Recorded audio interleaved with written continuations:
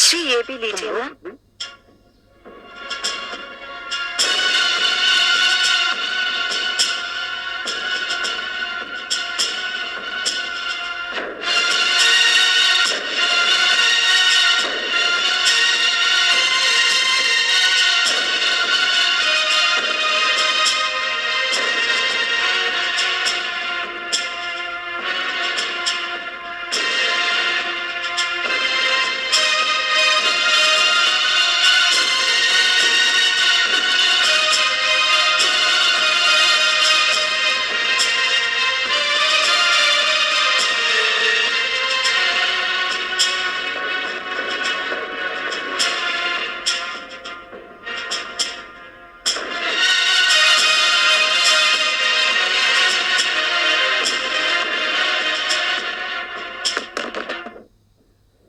कौन है? पिताश्री मैं देखती हूँ।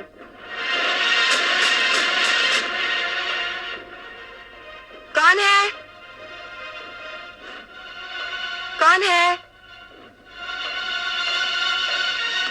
कौन था पुत्री? पता नहीं पिताश्री।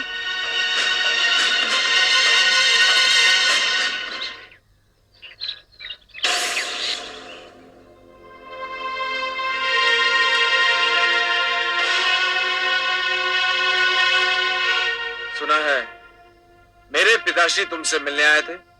तुमने सत्य सुना है मित्र, तुम्हारे पिताश्री मुझसे मिलने आए थे। क्यों? मुझसे ये पूछने के लिए कि दीपावली को तुम्हारे अथवा मेरे लिए चुनने के लिए उन्हें अपना न्यायाधीश बनना मुझे स्वीकार है या नहीं। तो तुमने क्या कहा? मैंने उनसे कहा कि मुझे उनका न्यायाधीश बनना स्वीकार है। मुझे तुमसे सहानुभूति हो रही है ऋषि पुत्र। क्यों? क्योंकि ऐसा करके मानो तुमने आत्महत्या कर ली हो। अर्थात तुम नहीं जानते मेरे पिताश्री अपने मन में मेरे प्रति कितना स्नेह रखते हैं। वो मेरे विरुद्ध कदापि निर्णय नहीं देंगे।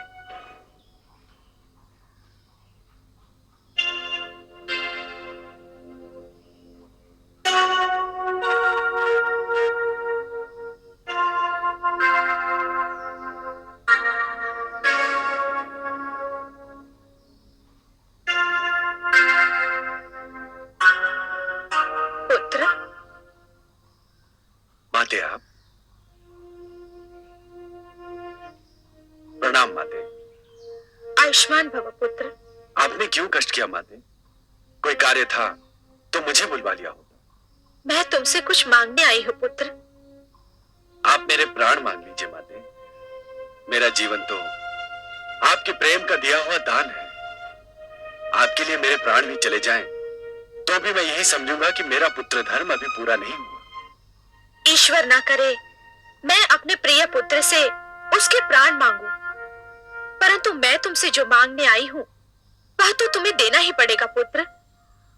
मैं तुमसे तुम्हारे प्राण प्रिय के लिए कुछ मांगने आई हूं। आदेश दीजिए माते, क्या चाहती हैं? अपने पौत्र के मन का सुख और उसके प्रेम की रक्षा। अर्थात यही कि मेरा पौत्र विरोचन ऋषि वत्स की पुत्री दीपावली के प्रेम में उतावला हो रहा है। यदि उसे दीपावली ना मिली तो उसका सुख छीन जाएगा। और सुधन्वा, वो भी तो किसी का पुत्र है ना माते।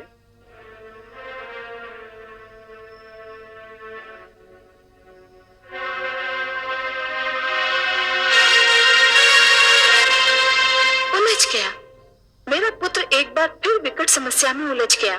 कौन उलझ गया महादेवी? मेरा प्रहलाद। और कौन? जब वो बालक था तो समस्याएं उसके सामने एक एक करके आती थी, किंतु अब कई समस्याएं, कई प्रश्न उसके समक्ष नाग के समान फन फैलाए खड़े हैं। न्याय की समस्या, व्यवस्था की समस्या, मर्यादा की समस्या, किस किस की सुनेगा वो? महादेवी, आपका पुत्र एक राजा है और इसीलिए वो ब्रह्मा जी की तरह चार मुखों वाला या मेरी तरह चार भुजाओं वाला नहीं है। उसे तो सब कुछ अकेले ही करना पड़ता है। मुझे तो लगता है कि आपका पुत्र प्रहलाद इस समस्या को भी सरलता से सुलझा लेगा। नहीं कमल नयन, लगता है उसके प्रति आपका स्नेह कुछ कम हो गया है। हे पद्मनाभ, आप वो नहीं देख रहे जो मैं देख रही हूँ।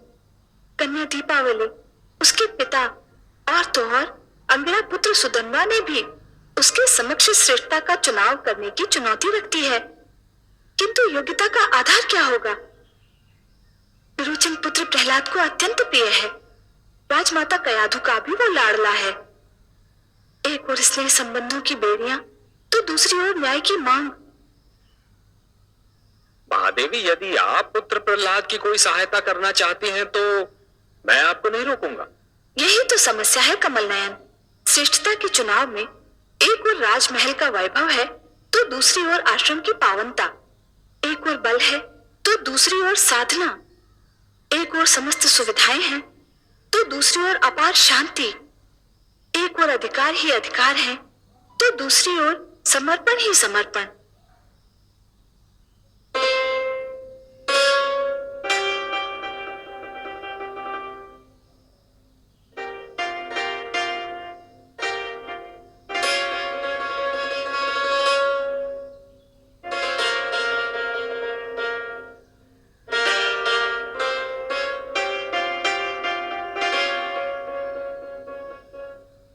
आप अभी तक सोई नहीं महारानी?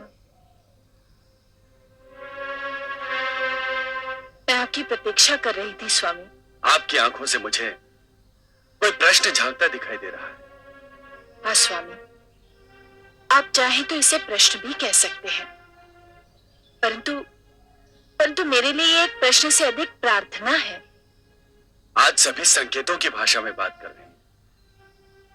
स्वामी, स्वामी मैं ये पूछना चाहती हूँ कि आपने ऋषिवत्स की पुत्री दीपावली के भविष्य के विषय में क्या सोचा है? परंतु मुझे तो समस्त प्रजा के बारे में सोचना पड़ता है। मैं अपनी प्रजा का संरक्षक हूं। स्वामी, दीप पहले अपने घर में जलाया जाता है, फिर किसी और के। हाँ, परंतु मार्ग पर दिए जलाना भी एक राजा का ही कर्तव्य है।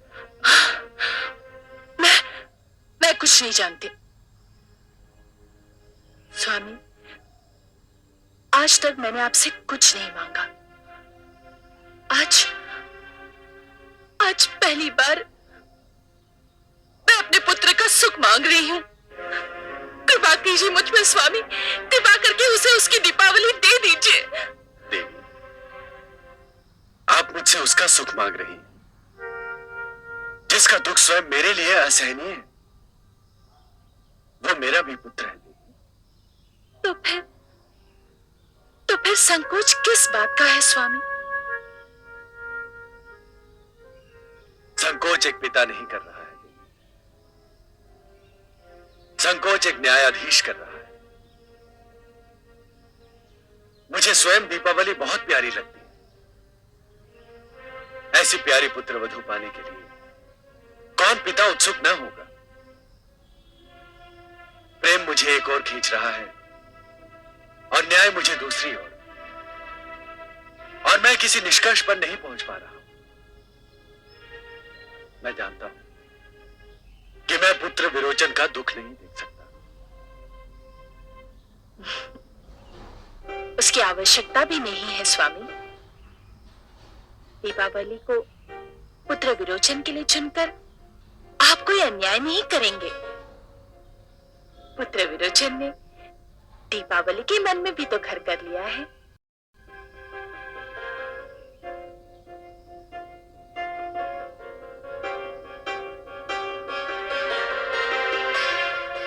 मुझे सोचने दीजिए देवी, मुझे इस उलझन से निकलने का मार्ग ढूंढ लेने दीजिए। अवश्य सोचिए स्वामी, परंतु मैं जानती हूं अपने पिता के प्रेम को तरसा हुआ व्यक्ति अपने पुत्र को कभी नहीं तरसा सकता।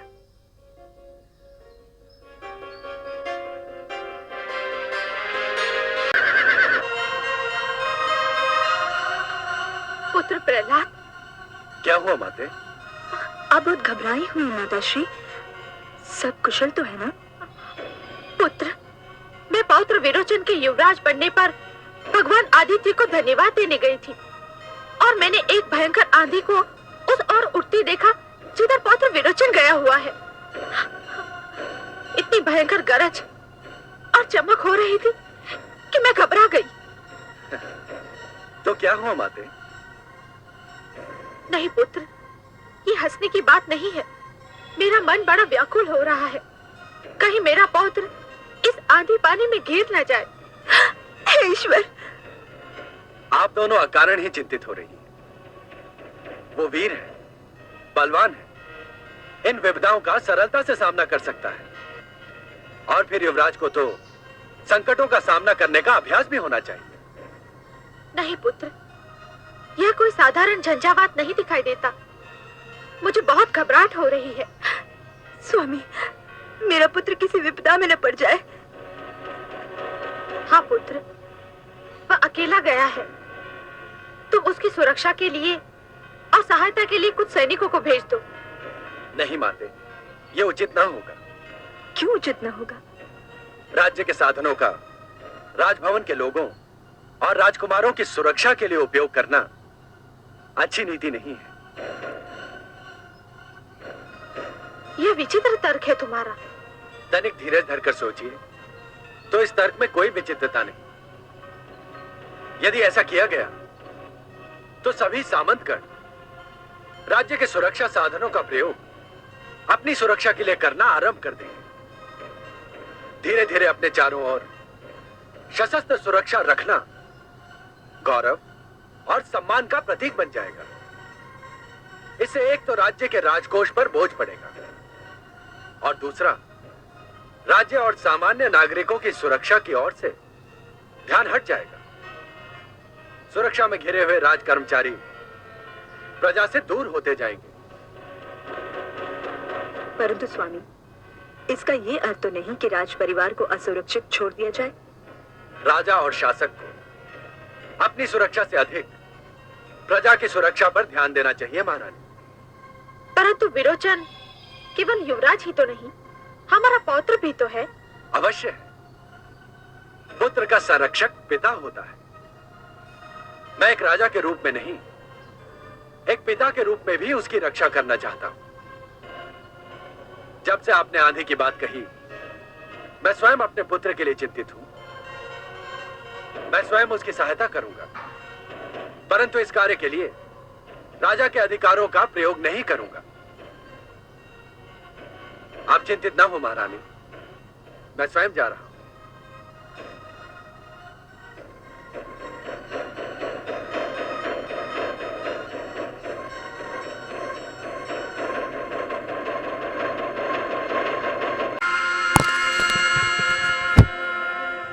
विष्णु, तुम्हारे भक्त प्रहलाद ने मुझसे मेरे पुत्र तो छीन लिए, पर उसे ज्ञात नहीं कि मैं अपनी हार तो स्वीकार कर सकता हूं, पर उसे भूल नहीं सकता।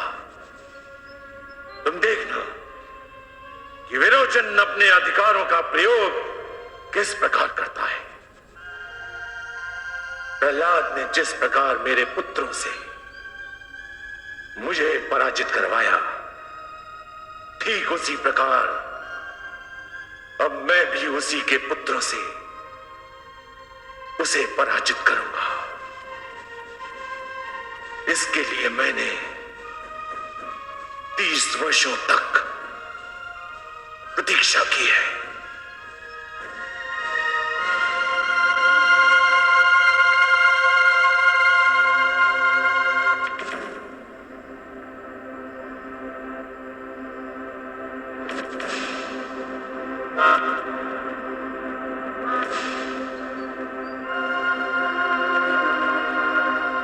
राजकुमार विरोचन सभागार में पधार रहे हैं।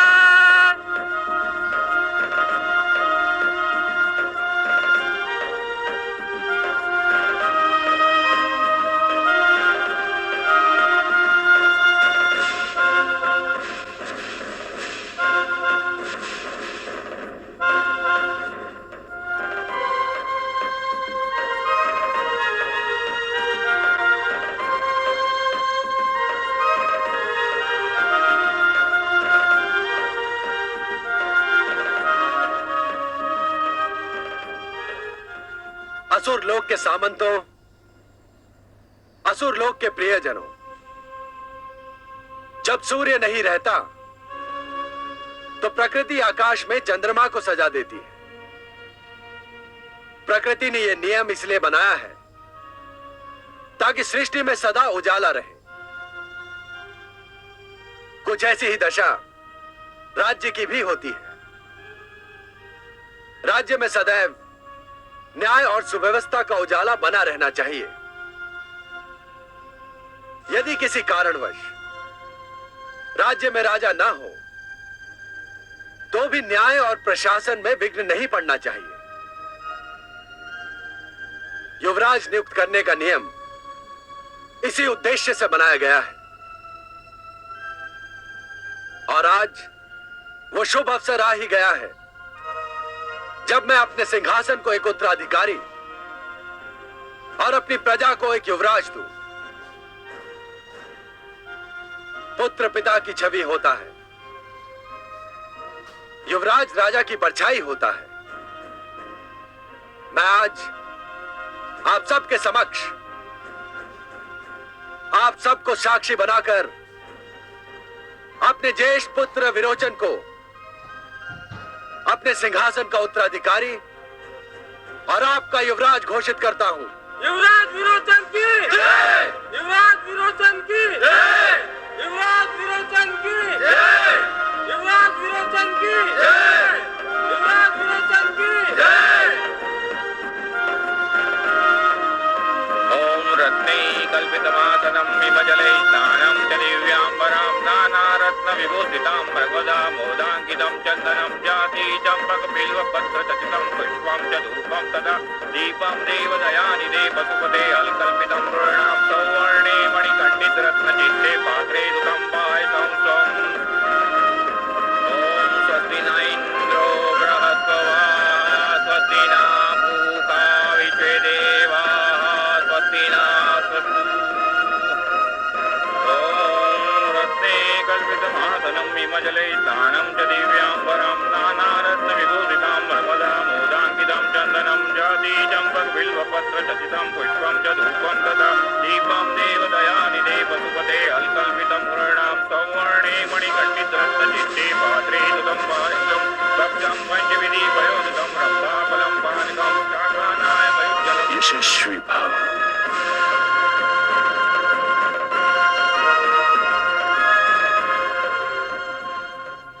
तेजस्वी भव।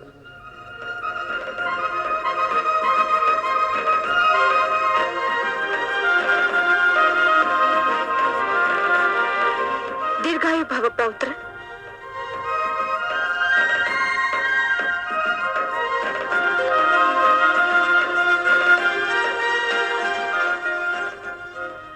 मुझे अपने पच्चीनों पर चलने का आशीर्वाद दीजिए महाराज।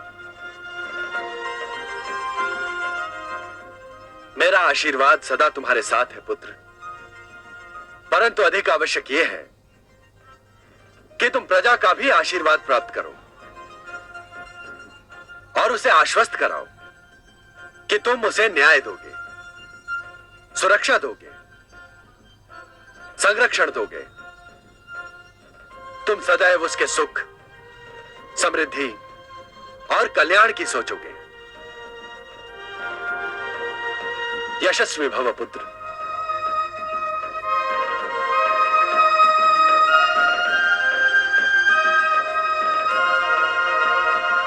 असुर लोक के प्रियजनों, मैं वचन देता हूं, मैं असुर लोक की महानता और कीर्ति बनाए रखने के लिए सदैव अपने उन अधिकारों का प्रयोग करूंगा जो मुझे युवराज होने के नाते दिए गए हैं।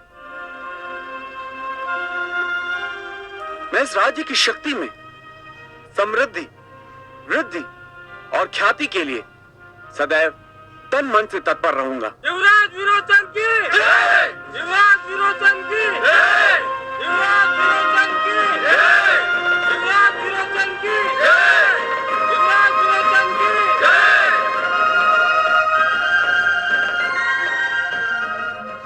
पुत्र विरोचन, मैंने तुम्हें जन्म अवश्य दिया है, किंतु तुम्हें शिक्षा, गुरुदेव शुक्राचार्य ने दी है। और शिक्षा सृष्टि का महानतम धन है। तुम मेरा अंश अवश्य हो, पर ज्ञान का जो अंश तुम्हें मिला है वो गुरुदेव शुक्राचार्य से मिला है। तुम उनसे मार्गदर्शन मांगो। मैंने तुम्हें अधिकार दिए हैं, वो तुम्हें युवराज धर्म का मार्ग दर्शाएंगे।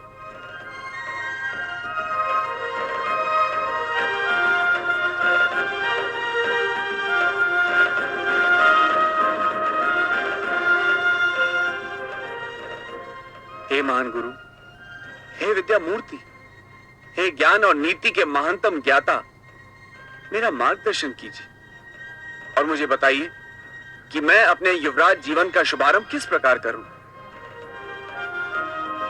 प्रिय शिष्य, तुम आखेट से अपने इस नए पद का शुभारंभ करो। आखेट से? हे गुरुदेव, इस महान पद का आरंभ एक ऐसी क्रिया से क्यों हो जिसका विशेष और प्रमुख अंग है हत्या? महाराज, आखेट राजाओं के गौरव का प्रमुख कारण है। आखेट राजाओं के अधिकार का मुख्य प्रतीक है। लक्ष्य साधना, शत्रु को घेरना, शत्रु को भयभीत करना आखेट के अंग है। आखेट युद्ध का अभ्यास होता है। युद्ध का एक छोटा सा रूप है। होता है गुरुदेव, अवश्य होता है, परंतु एक निर्दोष और असहाय पशु की हत्या भी आखेट का मुख्य अंग होता है। तो क्या हुआ महाराज? जीवा जीवस्य भोजनम, जीवी जीव का भोजन होता है। पशु भी तो एक दूसरे की हत्या करते हैं। जब उनमें दोष नहीं तो आखेट में क्या दोष है? हे गुरुदेव, पशु एक दूसरे की हत्या करते हैं अपना आहार प्राप्त करने के लिए, परंतु आपने स्वयं कहा जीवा जीवस्य भोजनम। प्रकृति ने एक पशु को दूसरे पशु का आहार बनाया है, परंतु आहार के लिए पशु की हत्या करना और अपने मन बहलावे के लिए पशु की हत्या करने में अंतर है। नहीं राजमाता, नहीं। राजा यदि न्याय देता है तो दंड भी देता है। उचित समय पर विनम्रता का प्रदर्शन करता है तो उचित समय पर कठोरता का प्रमाण भी देता है।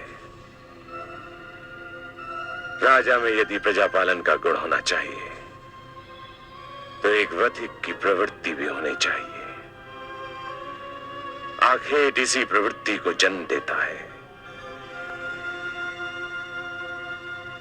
गुरु की आज्ञा का पालन करना मेरा धर्म है और मैं इस आदेश का पालन अवश्य करूंगा।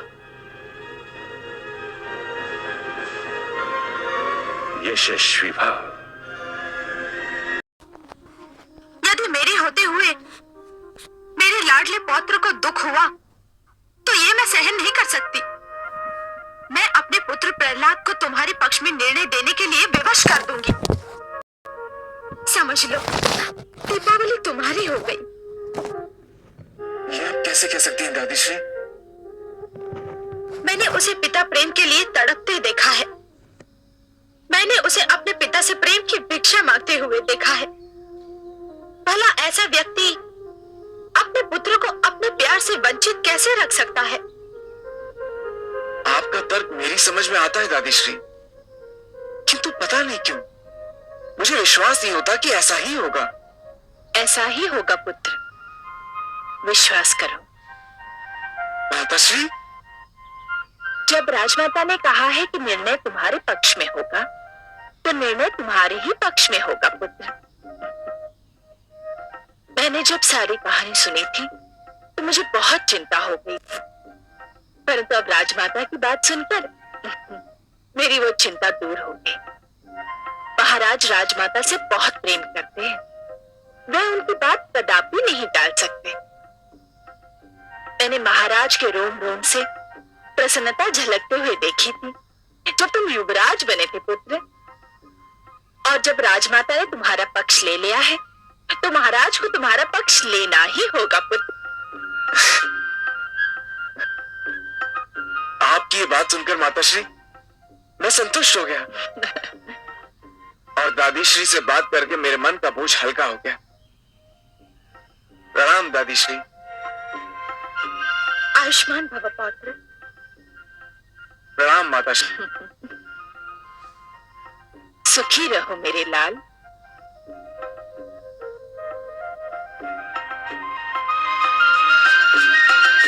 अपने लाडले पौत्र के मुख पर चिंता की लकीरें देखकर मैं तड़प उठी थी।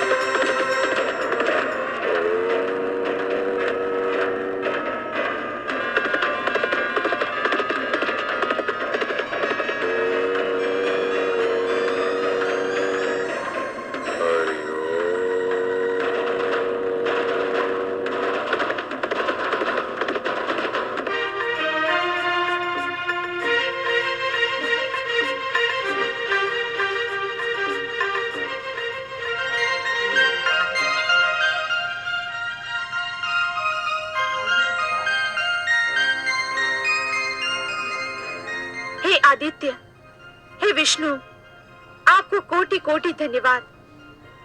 आज मेरा पौत्र विरोचन युवराज बन गया है।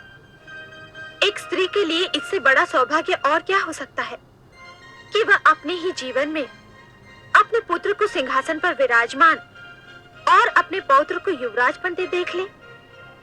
आप धन्य है प्रभु, धन्य है आप।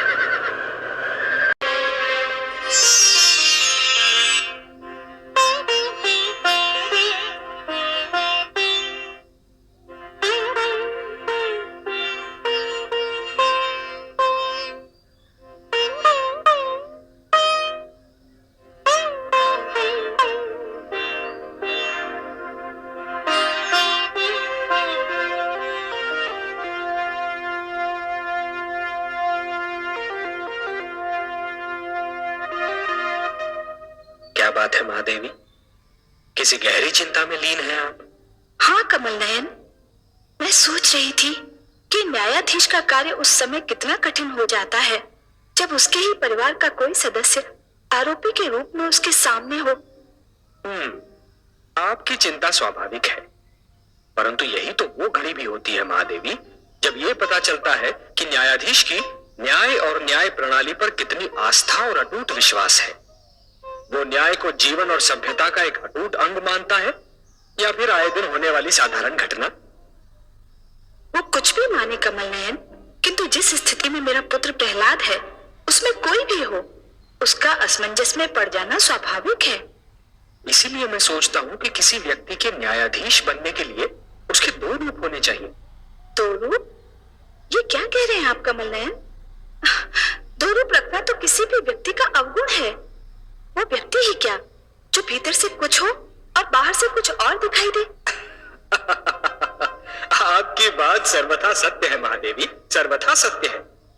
परंतु जीवन की कुछ स्थितियों में इस अवगुण को अपनाना भी अनिवार्य होता है, और एक न्यायाधीश के लिए तो अत्यंत अनिवार्य। आप तो पहेलियां बुझाने लगे कमल नयन। कोई पहेली नहीं है महादेवी। न्यायाधीश के न्याय के आसन पर बैठने से पहले और न्यायासन पर बैठने के उपरांत दो रूप होने आवश्यक है। न्याय के आसन पर बैठने के पहले वो व्यक्ति किसी का पिता हो सकता है, किसी का पुत्र हो सकता है, किसी का पति हो सकता है, या फिर किसी का भ्राता। परंतु जैसे ही वो न्यायाधीश के आसन पर विराजमान हो जाता है, उसके सारे नाते टूट जाने चाहिए। उसे केवल न्यायाधीश रहना चाहिए। और यदि ऐसा ना हुआ महादेवी, तो कभी धन के लोभ से या कभी नातों की महत्ता से उसके पांव डगमगाने लगेंगे। न्याय प्रणाली पर भ्रष्टाचार का अधिकार हो जाएगा। धन और नातेदारी तो मायाजाल है महादेवी, भ्रष्टाचार के मुख्य आधार हैं। इस स्थिति में मुझे अपने पुत्र से एक विचित्र प्रकार की सहानुभूति हो रही है। न जाने आगे क्या होने वाला है। महादेवी, जिस प्रकार जुगनू के अस्तित्व का आभास तभी होता है जब चहुओर अंधकार छाया रहता है, उसी प्रकार किसी भी व्यक्ति के चरित्र का प्रकाश तभी दिखाई देने लगता है जब वो परीक्षा की घड़ियों में घिरा रहता है। देखना यह है कि वो इस परीक्षा के लिए कितना तैयार है।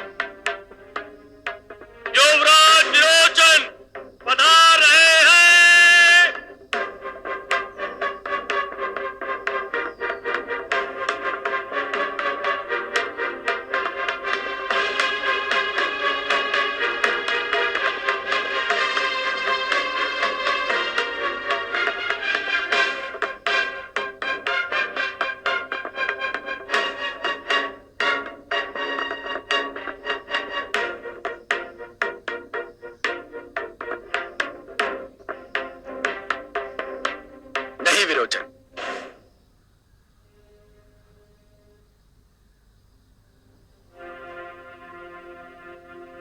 अभी आप इस आसन पर नहीं बैठेंगे जब तक ऋषि वत्स की पुत्री दीपावली के विषय में कोई निर्णय नहीं हो जाता। तब तक आप केवल एक पक्ष की श्रेणी रखते हैं, युवराज की नहीं। मुझे आपत्ति है महाराज। मुझे भय है कि आप परंपराओं की अवहेलना कर रहे हैं। परंपरा अनुसार विरोचन का युवराज के रूप में अभिषेक किया जा चुका, किंतु मैं उस परंपरा को तोड़ चुका हूं। आपकी उपस्थिति में मैं ये कह चुका हूं कि निर्णय हो जाने तक युवराज के समस्त अधिकारों को स्थगित किया जाता है, क्योंकि वो इस अभियोग का एक पक्ष है और यही न्याय की मांग भी है। महाराज, न्याय की मांग यह भी है कि जब तक आरोपी पर लगाया गया आरोप सिद्ध नहीं हो जाता है, तब तक उसे निर्दोष और निरपराध समझा जाए। शास्त्रों के अनुसार भी जब तक यह सिद्ध नहीं हो जाता कि युवराज ने वास्तव में कोई अनुचित कार्य अथवा अपराध किया है, तब तक उन्हें युवराज के आसन पर बैठने से रोका नहीं जा सकता। मैं गुरु शुक्राचार्य से सहमत हूं महाराज। शास्त्र भी यही कहते हैं। शास्त्र कुछ भी कहते हो, परंपराएं कुछ भी बोलती हैं। यदि मेरे पिताश्री ने कह दिया कि निर्णय होने तक मैं केवल एक पक्ष हूं, तो मैं केवल एक पक्ष ही हूं। यदि मेरे पिताश्री कहते हैं कि मैं इस आसन पर नहीं बैठ सकता हूं, तो मैं इस आसन पर नहीं बैठूंगा, क्योंकि ये केवल मेरे पिताश्री ही नहीं, मेरे सम्राट भी हैं।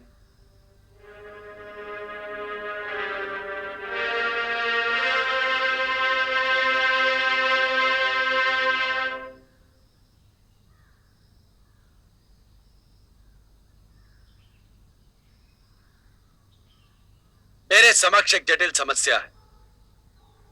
हे महापुरुषों, यद्यपि किसी कन्या के लिए वर का चुनाव केवल उस कन्या का अधिकार है, और ऐसा अधिकार है जिसमें कोई और हस्तक्षेप नहीं कर सकता, परंतु ऋषि वत्स और उनकी सुपुत्री दीपावली ने यह कार्य मुझे सौंप दिया है, क्योंकि दीपावली यह निर्णय नहीं कर पा रही है कि वो अपने वर के रूप में किसको चुने। पुत्र विरोचन, ऋषि पुत्र सुधन्वा, मैं जो भी निर्णय करूं आपको स्वीकार होगा?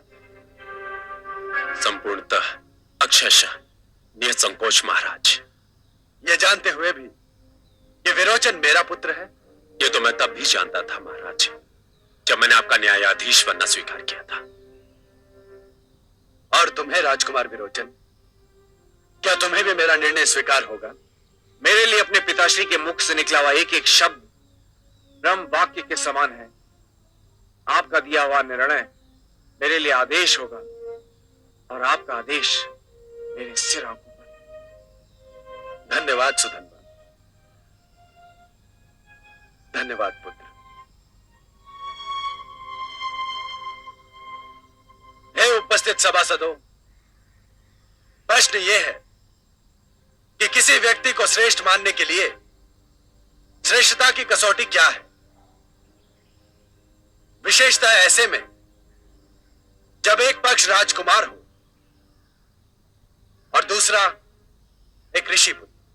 मेरा अनुभव, मेरा अध्ययन यह कहता है कि ऋषि ही श्रेष्ठतम है, क्योंकि ऋषि राज की लालसा, सत्ता के लोभ और धन की इच्छा से मुक्त होता है, जो एक व्यक्ति के लिए यदि असंभव नहीं तो सरल भी नहीं।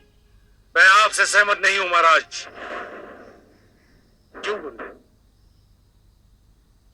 इच्छाओं से मुक्ति प्राप्त कर लेना बड़ी बात है,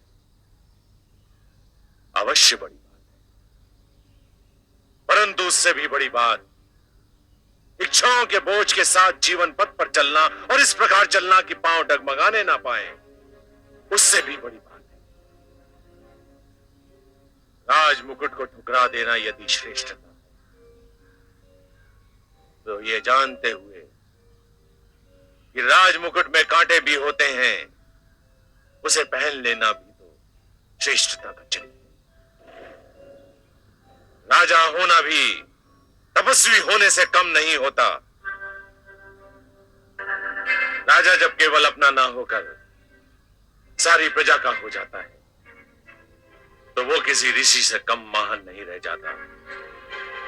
और इसका सर्वोत्तम उदाहरण महाराज स्वयं आप हैं।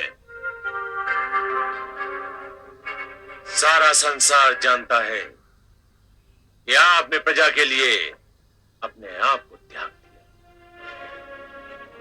और मैंने युवराज विरोचन को यही शिक्षा दी है। यदि श्रेष्ठता की कसौटी यही है, तो मेरा शिष्य इस कसौटी पर खरा उतरता है। मैंने आपका तर्क मान लिया कुलगुरु, परंतु यह ना भूलिए कि विरोचन दीपावली को उसकी कुटिया से ले आया था। मुझे इस पर भी आपत्ति है महाराज। क्यों? क्या यह सत्य नहीं है? किंतु अधूरा सत्य है। पूरा सत्य यह है कि युवराज विरोचन पुत्री दीपावली को ले नहीं आए थे, पुत्री दीपावली उनके साथ आ गई, और युवराज ने बल का प्रयोग नहीं किया था। बल का प्रयोग केवल शारीरिक रूप में नहीं होता गुरुदेव, मानसिक रूप में भी होता है। विरोचन का युवराज होना, दीपावली का यह जान लेना कि विरोचन युवराज है, पर्याप्त था कि वो उसका कहा मान ले।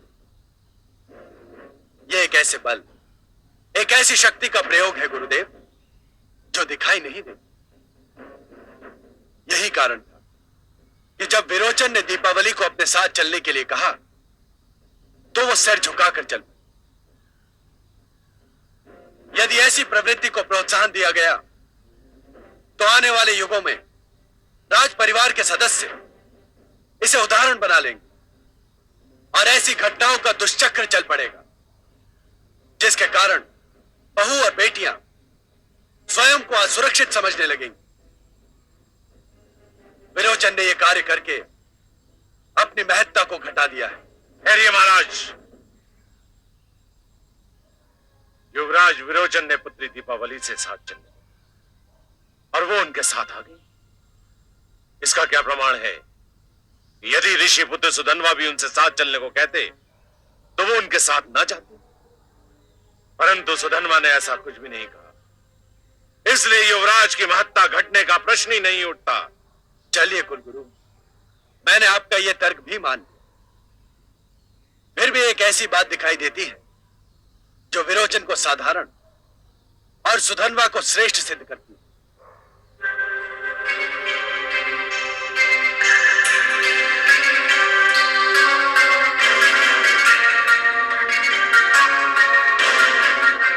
दीपावली विरोचन और सुधन्वा दोनों को भा गई, और विरोचन उसे अपने साथ ले आया।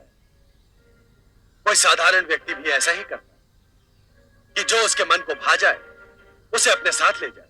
मुझे फिर भी आपत्ति है महाराज। दीपावली स्वेच्छा से युवराज के संग आई।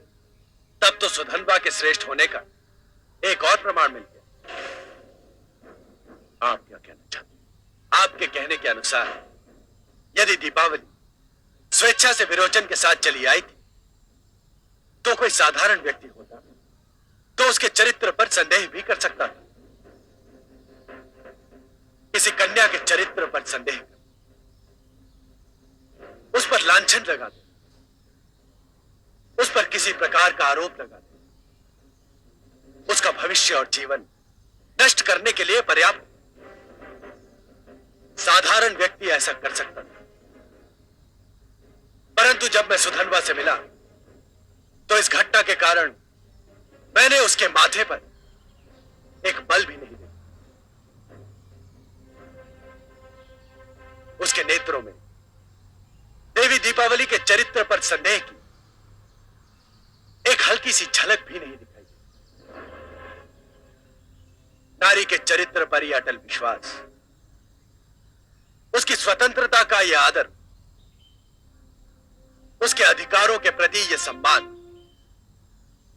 ऋषि पुत्र सुधन्वा को युवराज विरोचन से श्रेष्ठतम सिद्ध करता है। इन सब बातों को समक्ष रखते हुए मैं ये निर्णय देता हूं कि ऋषि पुत्री दीपावली का जीवन संगी बनने का वास्तविक अधिकारी युवराज विरोचन नहीं, ऋषि पुत्र सुधन्वा है।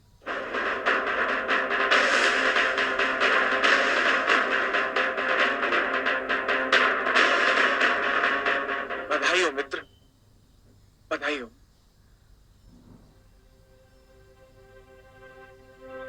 हे न्यायप्रिय महाराज,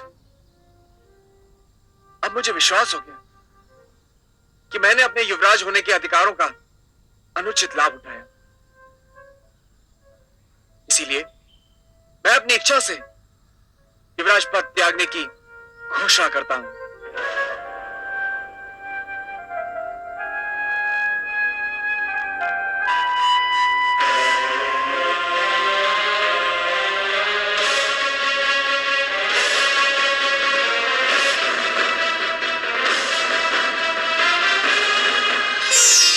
कमल नयन,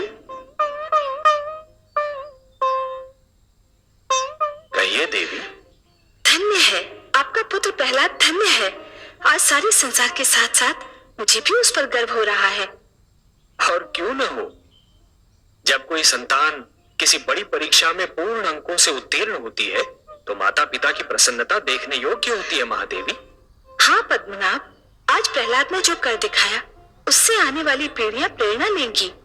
उसने ये सिद्ध कर दिया कि राजधर्म के समक्ष पितृधर्म, पुत्र धर्म और पति धर्म कुछ महत्व नहीं रखता। न्याय के आसन पर बैठकर राजा केवल न्यायाधीश ही होता है। हाँ महादेवी, आज यदि प्रहलाद ने अपने पुत्र विरोचन के पक्ष में निर्णय दे दिया होता तब भी कोई उस पर अविश्वास नहीं करता, सभी उसे स्वीकार कर लेते। परंतु हमारे पुत्र प्रहलाद ने आज लोगों के उस विश्वास की रक्षा की है जो राजा बनाते समय लोगों ने उस पर किया था। उसने लोगों के विश्वास को टूटने नहीं दिया महादेवी। इस उपलक्ष्य पर मैं उसे बधाई देना चाहती हूँ। तो हम दोनों को चलना चाहिए, चले?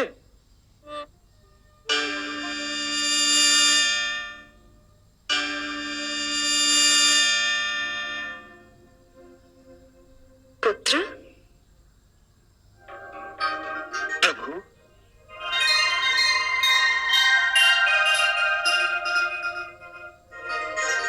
आयुष्मान भव। हे गरुड़ध्वज, हे माता राजराजेश्वरी, आप दोनों यहां? यह मेरा सौभाग्य नहीं तो और क्या है। हम तुम्हें तुम्हारे निर्णय पर बधाई देने आए हैं। माते, मेरे किस निर्णय पर प्रसन्न होकर आप दोनों मुझे दर्शन देने यहां आए? पुत्र प्रहलाद, तुमने जो निर्णय किया वो कोई साधारण कार्य नहीं था पुत्र। हे प्रभु, मैंने तो केवल आपके बनाए गए नियमों का पालन किया है। निस्संदेह पुत्र, निस्संदेह, परंतु फिर भी वो कार्य इतना सरल नहीं था। शालीनता का पूर्ण पालन करने के उपरांत भी तुमने अपने ही पुत्र विरोचन को सुधनवा से अधिक श्रेष्ठ नहीं ठहराया। दोनों की श्रेष्ठता में बहुत सूक्ष्म रेखा थी पुत्र। ऋषिपुत्र के पास तपोबल था जिसका प्रयोग उसने नहीं किया, परंतु तुम्हारा राजपुत्र विरोचन राजबल का प्रयोग कर बैठा। हे प्रहलाद, यह निर्णय करने में तुम्हें अपनी ही माता कयाधु की सारी स्नेह सरिता को भूलना पड़ा होगा, महारानी धृति की सारी याचनाओं को ठुकराना पड़ा होगा, अपने ही पिता होने की भावना को कुचलना पड़ा होगा। हे पद्मनाभ, यही तो राजा का धर्म है। अवश्य पुत्र, अवश्य।